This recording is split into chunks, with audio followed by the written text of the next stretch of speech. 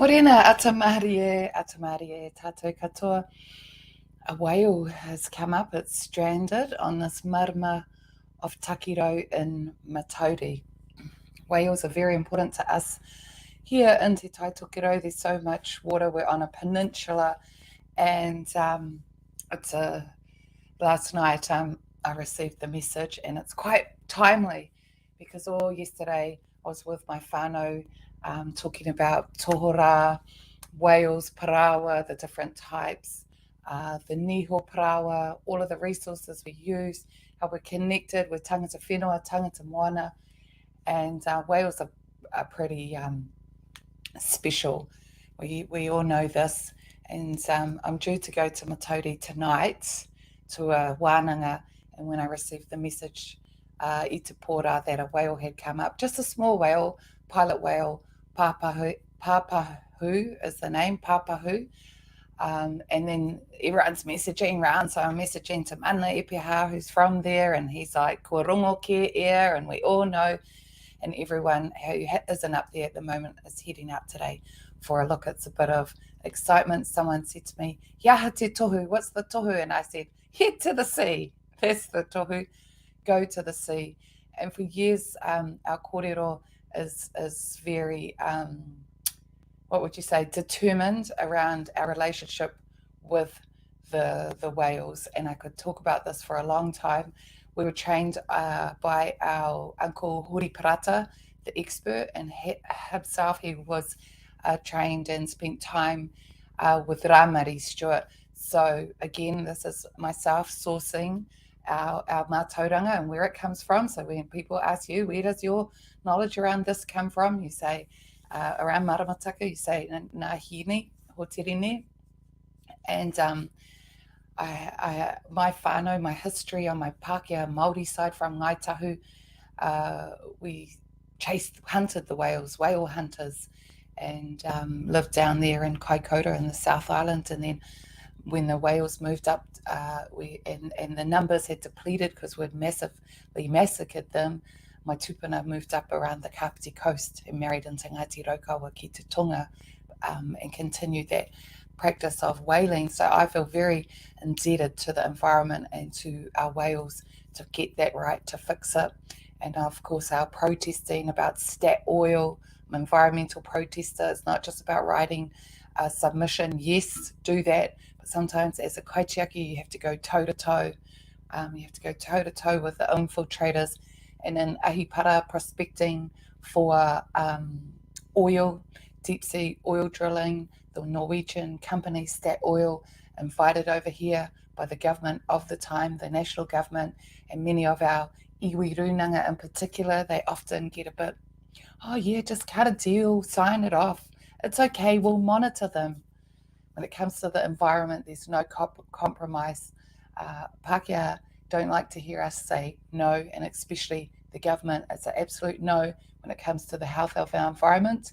And for us, the sea is so important, and no pollution, we cannot risk it.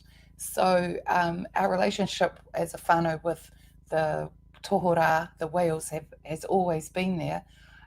On my children's whānau side too, particularly ahipara whangaroa. But campaigning against stat oil, we were given so many tohu, so many signs from the whales along the way just to keep going. And we finally got stat oil out, they left. And how we did that, our biggest campaign, how we planned and we strategized against a giant and international company with billions of dollars of investment supported by this government. How we did it, we used maramataka to strategize. So, of course, our small whale that's come here up into Matauri, it's a koha, the tikanga. There's a practice around how we deal with our whales that are stranded, and it's a koha from Tangaroa, and you don't return the koha. That's number one. And also, a lot of the Pākehā communities, they all come down, they want to have a look, want to see, and then they tangi paia, tangi, hotu for the whales. And often if I'm there, I will say to them, the best thing you can do is put this back on your government and the overfishing of our sea. And this is a primary reason why our whales come in close, is because they're hungry. And we know this when we open up their stomachs and have a look, usually there's not a lot in there. And also, big ships uh, hitting, particularly our larger whales, are injured. And in the process of deep sea oil drilling, they prospect for the oil and send off big sonic booms, boom, in the ocean. We know the whales are navigating hinengaro and receiving out and receiving their sonic detectors, kariaroto, and then the booms actually mix with that, and they actually blast their eardrums out. And so then they're not able to navigate properly, get a sensor on. And this is some of the mahi our whānau have been doing for a long time in protecting our whales. And so today, a whale coming up in Matauri on this particular time is very significant for us. So we're all thinking, okay, and we're lucky we have our tohunga there, like Tohi Ashby, to advise us, and like our Uncle Hori Parata, who under no circumstances does he work with any government departments. If Doc turns up, he says, fuck off.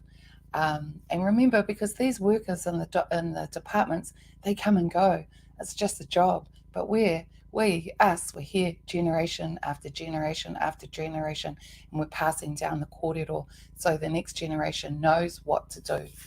So yeah, a koha from Tangaroa, there's a tikanga. We respect our tohora, they're given a name, they're named, and we use every part of the resource. Nothing is wasted. So just the other day I thought, oh, no whales have come up, usually May, June in the north. Our maramataka tells us this, we know, and I'm like, oh, because when a whale comes up, it's a lot of hard work too. It's a massive amount of hard work, but it means the bringing together of whānau to be together to do that mahi. My kids, they'll sometimes say, oh, it smells like whale in here. And I think, I'm so proud. I think, who knows what a whale smells like? What kids know that? Amazing. But that smell is something quite distinct, and that smell is the smell of our tupuna, our ancestors. So on Takirau today, on our marama, as everything starts to go down, may us never forget our relationship we have as kaitiaki and protectors of everything in the environment that can't stand up for itself, and that's our whales. So we need to stop all of this overfishing within the commercial arm, the commercial affairs of this government, that there's no kai left for the actual animals, mammals, species that live in the moana. Something's wrong when that happens. And it's on our part. It's on our part. So yeah, aku mihi katoa kia koutou. That's me for today. Some of the posters just taking a little while. With the maramataka, I suggest you just order a digital. It'll come to your phone straight away. You can't print it out, but it's there and you can plan. This week, very slow. Remember, we've come off the big high. Tuesday is a significant day we need to be starting to prepare for. That is Hikumutu Te Marua Roa, or Hine Takurua, the longest night.